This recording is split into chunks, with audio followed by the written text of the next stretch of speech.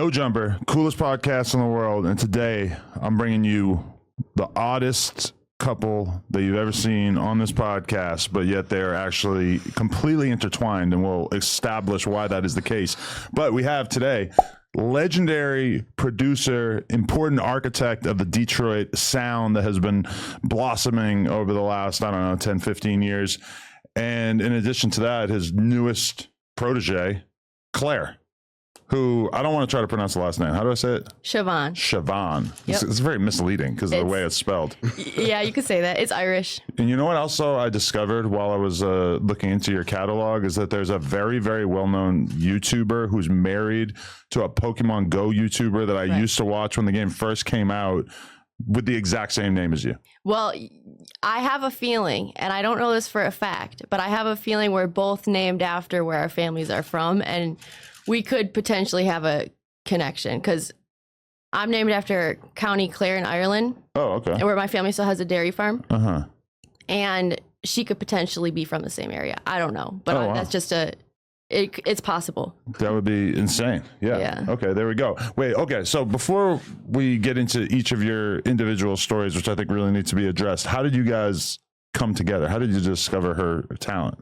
I got a homeboy named Pistol Atkins. Okay. And we come from back in the day we was doing a lot of music together. Mm-hmm. He's a real good friend.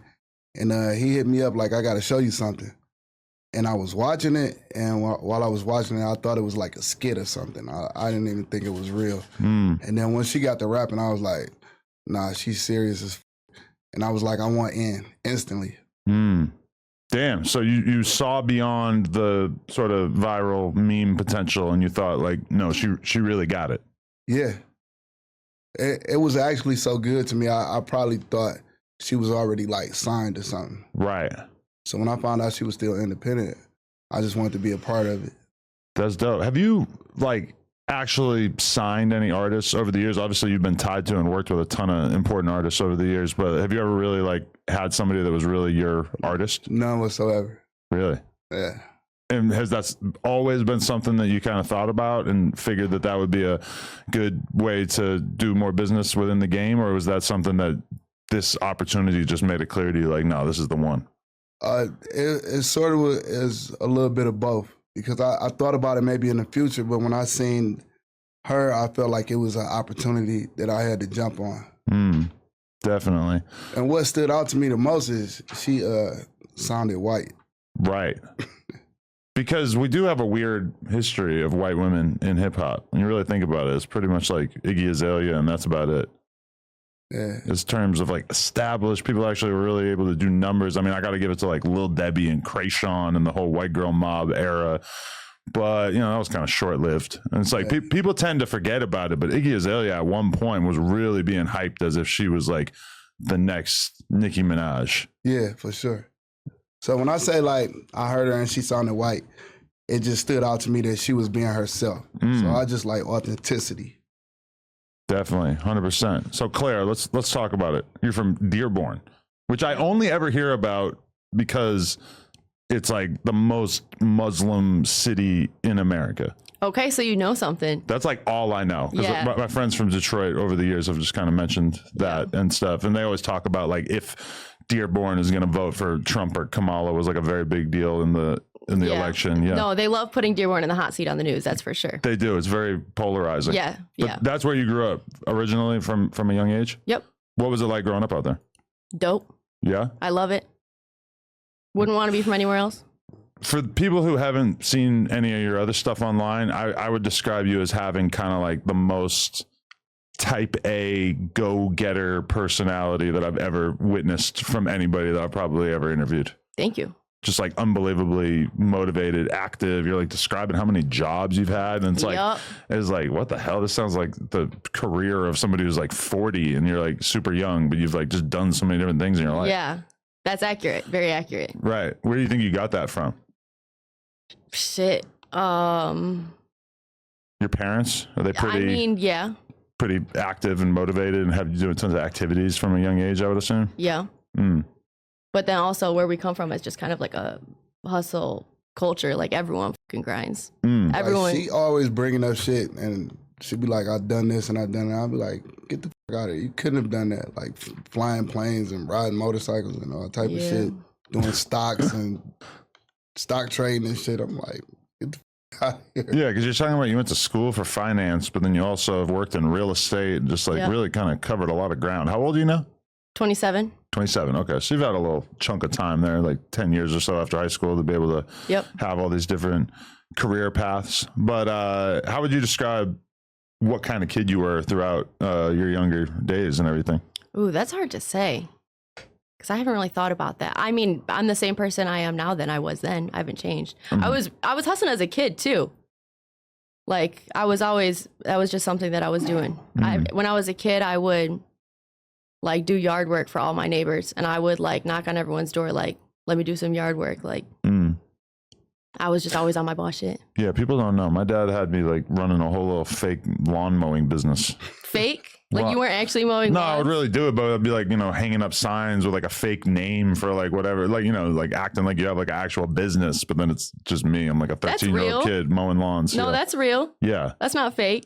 Well, if you're actually mowing them, that's real. I would just say that like the flyers that we would hang up at the local corner store made it seem like a little bit more like of an official operation. Come out. Yeah, little Adam. And it's a little kid.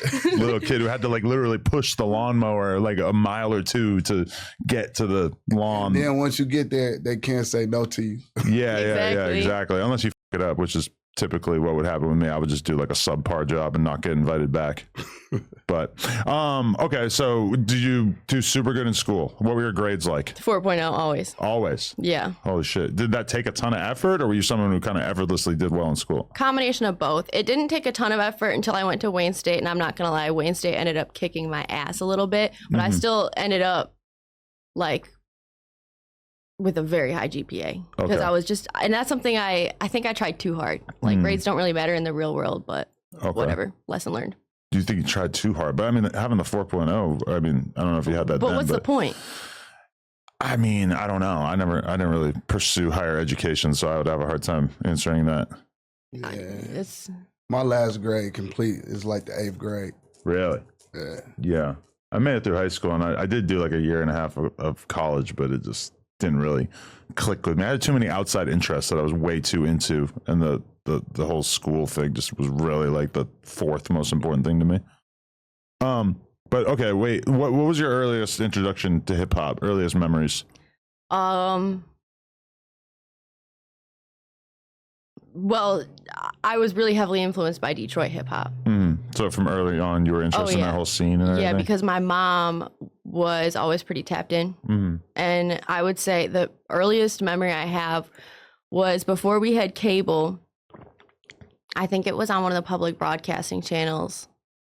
They had a Detroit dance party where the underground rappers would come on TV and be in a dance circle, like rapping their shit, and they'd be hyping each other up on TV on like channel 7 or 6 or whatever it was, and then we would be in our living room doing the same shit, like in a dance circle, hyping each other up, listening to the new underground Detroit rap. Wow, that's dope. Yeah, because I saw a clip where your mom said that you were a huge T Grizzly fan, and that only now does she realize that was like you were rapping along to First Day Out, and that was like, your introduction. Was that formative for you, or was that a little later on? I mean, that wasn't like the first time I've ever heard Detroit rap. That was just like, I'm not gonna lie, that point in time when that song came out, and he could probably speak on that better than I can, but that was a transitionary period in the music culture. Yeah, I'm not gonna lie, like I had friends from Michigan who would be trying to put me on to a bunch of Detroit rap and stuff, and they'd always be playing Band Gang around me and stuff, and all like, this is cool. But then T Grizzly and that song in particular was really when like me and everybody around us, like, because I was mostly listening to Atlanta and Chicago stuff, but like all of a sudden it was like, oh, okay, now we get it. There's like a blueprint for why this sound is going to be huge, which elephant in the room, this man right here produced it. Yeah, and then after that, not just T Grizzly, but there were many other artists who kind of took off after that. And Detroit music is something different today, now versus then before that song. Yeah, it really was like a seismic shift. Yeah. Yeah. That's a fair statement. Yeah. Did that feel like that? Or like how much success did you have as a producer before that song? Before that, it was just like local shit. Right.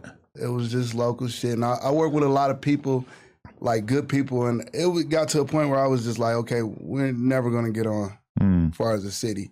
I had moved to Atlanta for a little while. They was not fucking with the sound at all. But it was like Detroit got to a point where we started being fans of our own music. And that was good enough for me. So when we first did First Day Out and I seen the video, I was like, damn, this is gonna blow up in Detroit. That's And it all I did, thought. like immediately. Yeah. Because I saw you saying that like T Grizzly, you went to the mall with him like the day it came out or the next day, and he was already having tons of people running The up on next him. day he was signing autographs. Yeah, which is crazy. My boy Joseph, he put it up on his platform and he called me. He was like, what's the biggest song you ever did? And I'm like, I don't know. I started naming a few songs. On a Cloud by Nisha Lachey. He's like, listen, this is the biggest song you ever did. And the next day, me and T went to the mall and he was signing autographs. Crazy. And he got signed right after that. Did that song completely change your life in terms of Definitely. like even just financially? Like I would Definitely. assume that the money from that song alone was probably like a very game-changing moment. Yeah, and even just people like paying more and buying more beats. Like, it changed everything for not just me and T, but for a lot of people because everybody started going up.